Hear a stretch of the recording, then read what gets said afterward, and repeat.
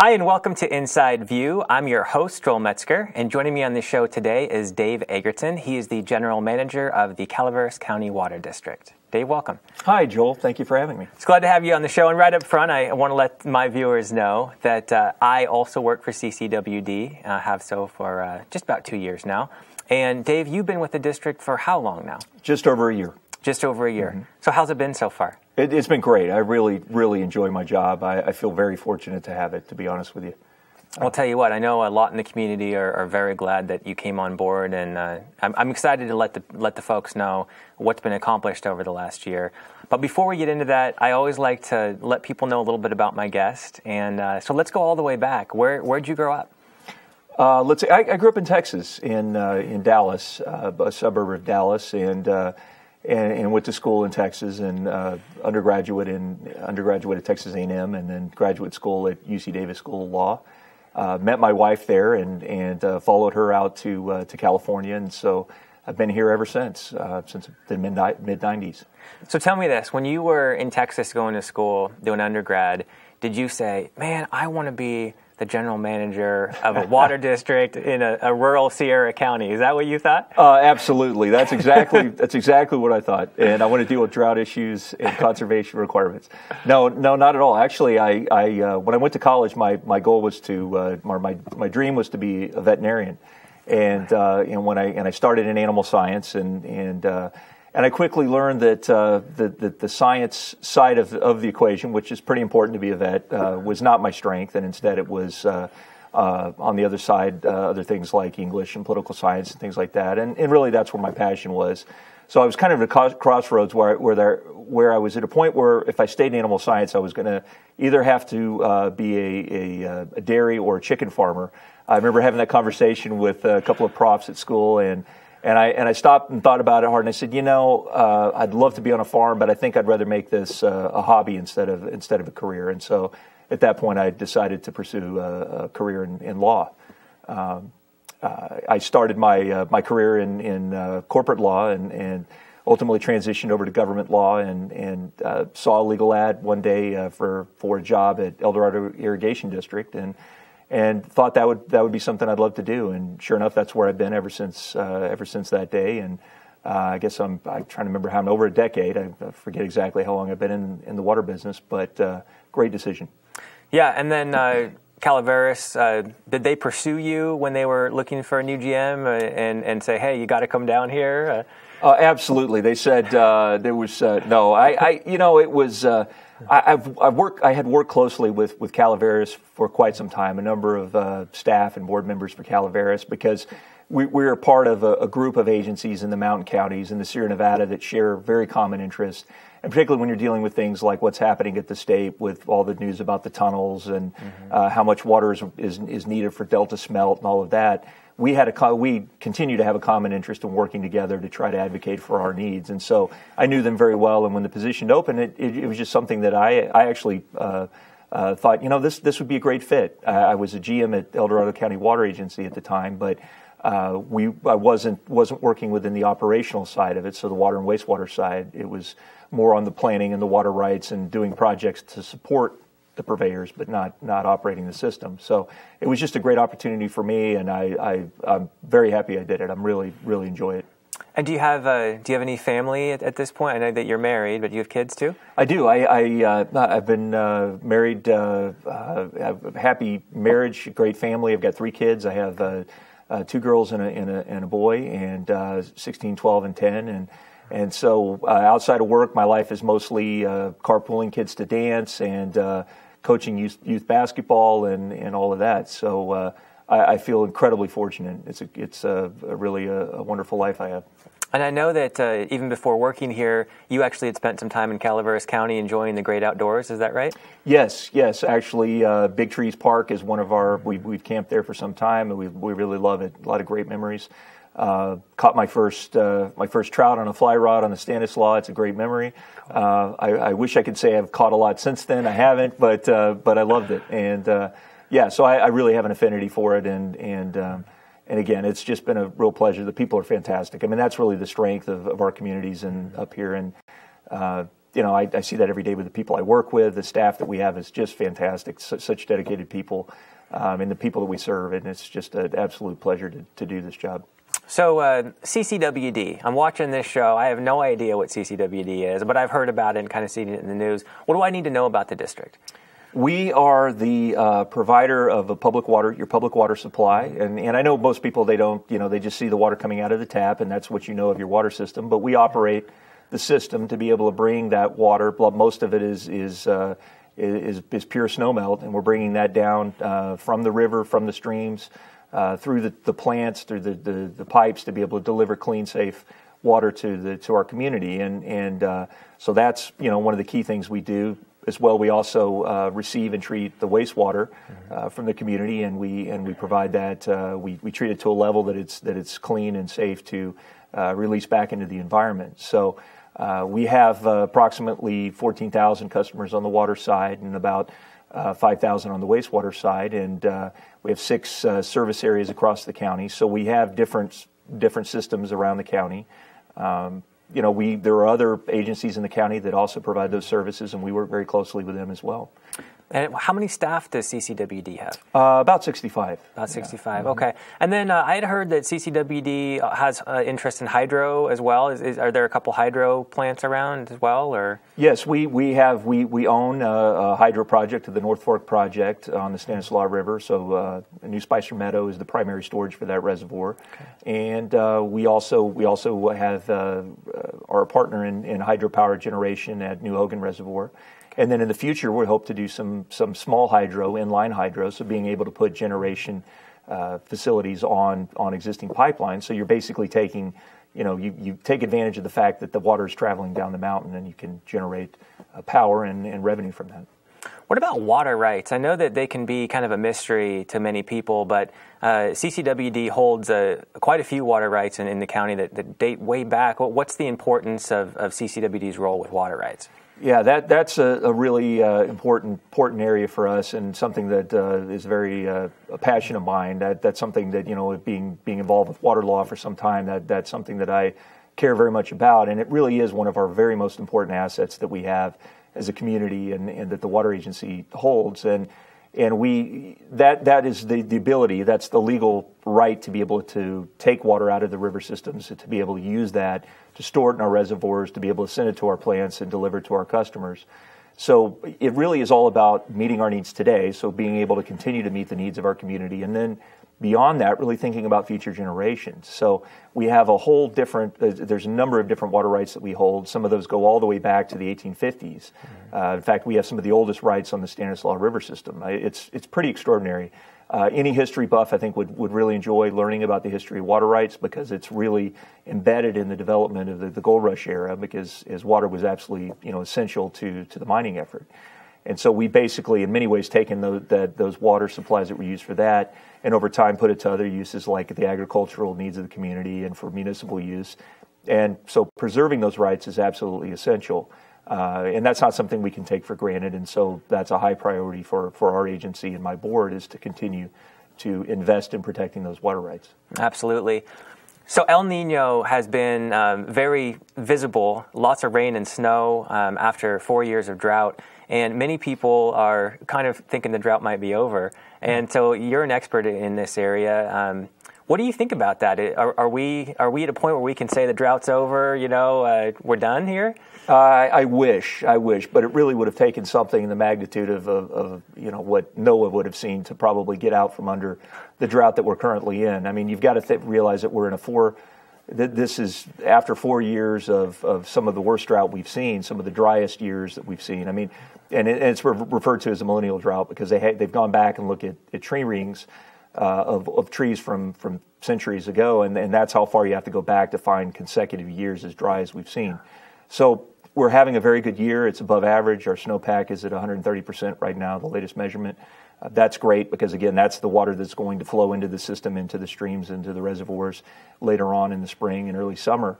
And we've seen the precip and the rain that's coming in now. But the problem for us is we're so low on our reservoirs. Our storage coming into this year was so low, as we've felt the effects of drought.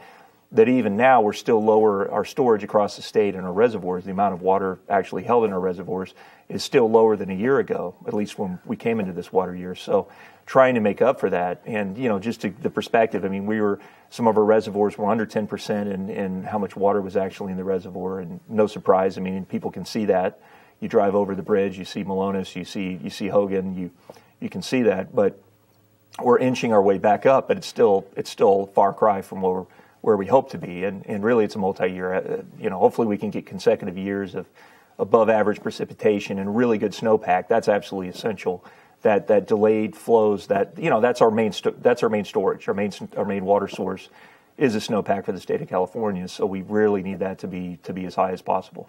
So at this point, even with this great year that we're having, I know that the state has kind of moved forward with emergency regulations, kind of to make sure that we are being responsible until we really know that we have had enough rain and snow. And this is looking like it's going to go into next year. Is that right? Yes, and the requirements by the state, so those are the mandatory conservation requirements, and that's what, as local agencies, we're required by law to implement. And I know it's hard for the public to sometimes know that. You look locally and you say, well, maybe our conditions aren't the same as other parts of the state. But the reality is we're still under the governor's order, a declaration of required conservation across the state. And so we're by that and the regulations that the State Water Board and that has enacted and continues to enact to make that actually happen under the governor's order, we are compelled to do that. So I've got to give a lot of credit, frankly, to you, to our staff, who have worked many hours trying to voice our position at the state as those regulations have been developed to really account for our local conditions and try to provide flexibility to us so that we don't have to be unduly burdened in how those regulations are imposed. And I think we've done a very good job of that. Also, I got to say, the community's been outstanding, unbelievable effort that we've seen. The amount of conservation has been above and beyond even what we're required by law to do. That's provided some flexibility to us. We've been able to offer up some more options to the public and the ability to use water. But the reality is those regulations are going to continue, and we will have to continue to require some level of conservation as we move forward. That's something we're going to evaluate, and as we get into this summer, as we see the results of this rainy season and the snowpack, we will then come into this summer looking at what level of conservation is necessary to meet our local needs and to meet our legal requirements. And you're looking at CCWD saving around 30% over the summer into the fall when the state required 16%, going above and beyond there. And then moving forward, it looks like CCWD is going to be able to have an even lower percentage. What's the number that the state's put out as of now? Yeah, the latest numbers have come in, and they give a percentage requirement for each agency across the state. And again, the goal, according to the governor, is that collectively across the state is to achieve at least 25% conservation in water use. For our agency, we were now at a level of 13% conservation requirement. That's what the latest regulation says, and so that will be in effect going forward now through next fall. And so that's one of the important things that we'll have to be responsive to. I have no doubt that our community will step up and again continue to help us meet that. I mean, there's no way we could do it without the incredible effort. But there's a cost to that, and that's the other side of it that we know, seeing the inside of the agency and are communicating to the public as we move forward with the development of a budget. But since 2013, we've lost about $600,000 a year in revenue, and at least in the current budget year, that's what we've lost. And so that's and then we're looking to continue to have reduced revenue as a result of that. That's a big hit. But on the flip side, I'm very, very proud of the fact that we haven't had to impose a drought surcharge. A number of agencies around the state and some in our community or in our region have had to adopt additional rates, to raise rates to help offset that lost revenue. So and we haven't had to go there. So I'm very, very pleased that we haven't had to do that. And one additional thing that came up recently is access to a conservation grant that will impact a lot of agencies in the county. How's that going to impact CCWD? Yeah, that's a great point. We participate in a regional effort to pursue programs and projects that provide for our water supply reliability. So we have a group that's within Stanislaus River Watershed, the Tuolumne Stanislaus River Watershed Group. And they have, we applied for grant funding for conservation efforts. So this would be funding to help us with things like a rebate program, so more water efficient appliances, or to be able to provide things to the public like we have offered up, that things that assist them with their conservation, and as well to do public outreach and education, and potentially even some water audits to go to people's homes and help them, things that they can do themselves that help them reduce their water use, and I think are good things for them because you can control, in turn you can control your use and help potentially reduce your bill a little bit. So that it's nice to give people that control. That grant was for this entire region was over $3 million, and we're looking at getting a very substantial portion of that spent within our county for our conservation efforts. So that would be to assist us and other water purveyors like the City of Angels and agencies up the Highway 4 corridor, and been able to provide that. So that's great. So that's one thing, again, as we lose revenue on conservation, it's fantastic to have some source of funding to help with this effort as we move forward. Absolutely. Another huge priority for the board is infrastructure. And, this agency was founded in 1946, and so a lot of these pipes have been in the ground for a very long time. Can you walk us through how you and the board are addressing infrastructure needs? You bet, and that is a really important effort that we've undertaken, and I've got to give a lot of credit to the board and to this board and the past board, and to the public to be able to make the sacrifice to really invest in our infrastructure. Mm-hmm. We have with our systems across the county, water and wastewater systems, we have a lot of infrastructure out there, some of which is 50 years old or more. And obviously, these pipes, these pumps, these treatment plants, all of that have a useful lifespan. And our goal is to maximize that and use them as long as we possibly can, so we get the full value of that investment. But there are areas that have to be replaced and repaired, and renovations done to those, so that we can continue to provide the level of service to the public. It's to provide that service, the high quality service, and again to deliver safe drinking water to their homes. And I think some of the things we've seen in the news lately show how very important that investment is. And then also to meet our legal requirements, on the wastewater side, so that we're not spilling raw sewage into, reservoirs that are also our drinking water source, that can result in substantial penalties and damages that we're responsible for. Mm-hmm. So all of those things are the capital program that we have, and our R&R program is how it's referred to, the renovation and replacement program. Is part of our capital program, where we're investing in largely what are construction projects to really deal with this infrastructure that needs work. And examples of that are the Reach 3A project in the Arnold area. That's one pipeline that's way past its useful life, over 50 years old, and it's to the point now where we've had repeated failures of that pipeline, and that's a very dangerous situation. It's a very challenging situation. It threatens the reliability of the water supply for that community, for our businesses and the homes there, and so we need to make that replacement, and that project is going to happen this summer. That's just one of the examples. We've got them all over the county. Speaking of that project, that's going to have impact on a lot of local businesses and residents up there. How is CCWD going to communicate with the community and keep them informed about that project? That's great. I really appreciate you asking. It's great to have this opportunity to be able to hopefully reach some of the community there, because really that is a key component of it, is that we are in close communication with the public in the community. I don't want to surprise anybody by what's happening with the project. So one of the things that we're going to do, as soon as we award the construction contract, and we expect to do that in our first meeting in March, will be to actually meet with the community, to have a town hall meeting where we can the CCWD staff can be there with the construction contractor to meet with the public to review the project. So we really want to go through it and show the public, okay, this is how we plan to construct the project. Here's the timeline. Here's where we'll be over the course of the project.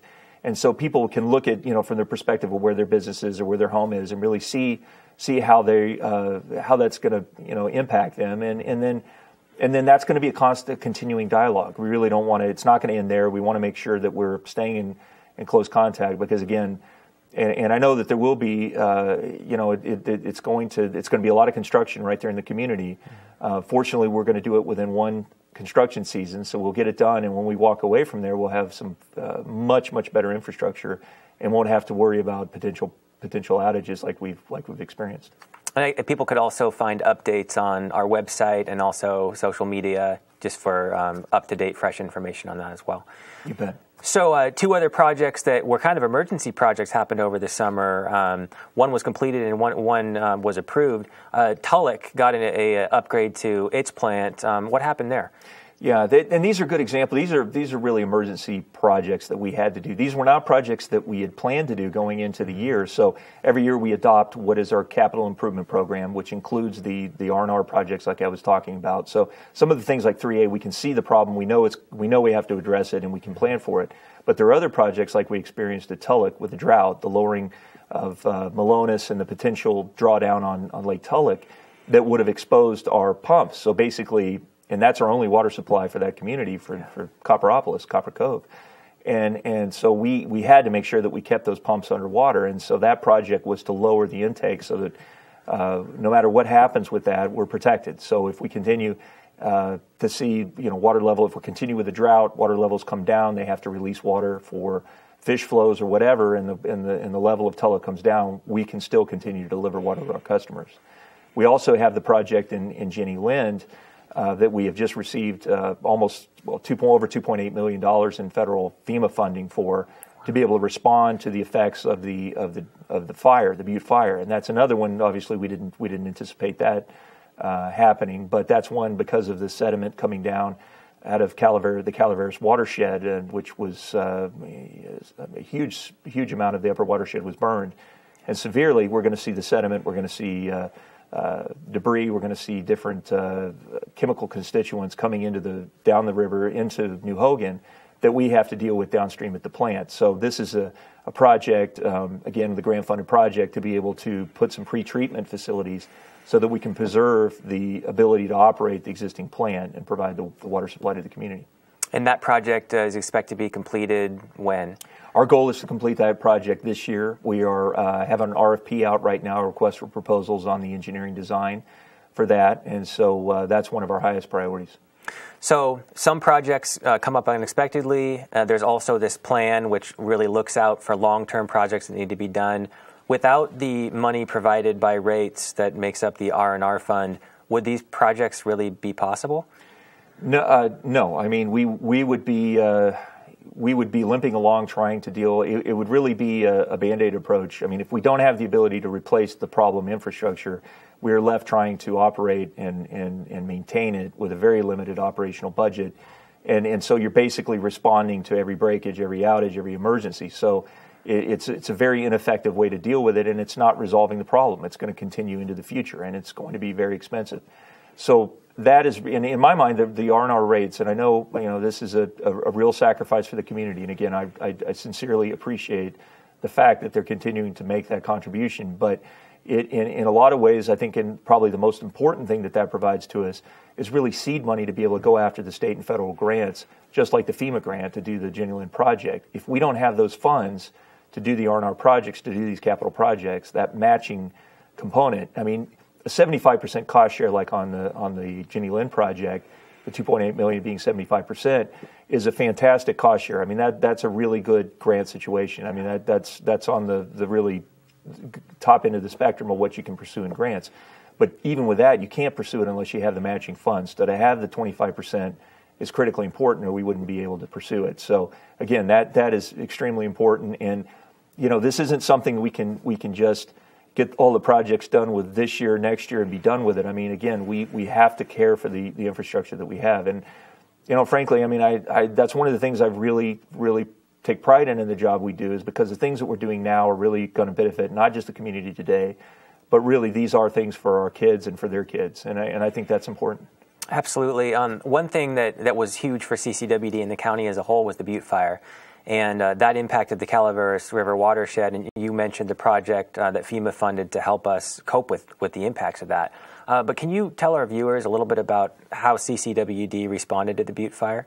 You bet. And I referenced the tremendous people that I work with, the staff, and there was no better demonstration of that than during the fire and the dedication that they made. Our staff worked many hours after hours, around the clock, through the weekend, through the fire and after. It's been a real effort, an incredible effort of staff and showing their dedication.